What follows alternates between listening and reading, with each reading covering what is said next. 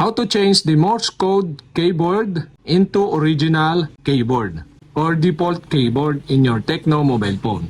If you found this video helpful, please hit the like button, subscribe, and turn on the notification bell for more video like this. Go to Settings. In Settings, go to System.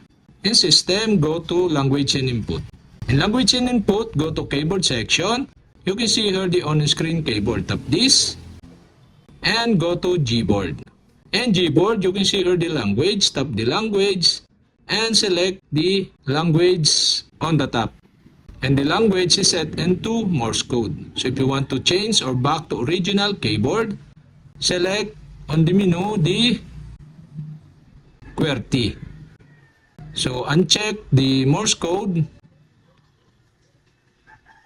and select the QWERTY. Tap done button to save. And we can try it.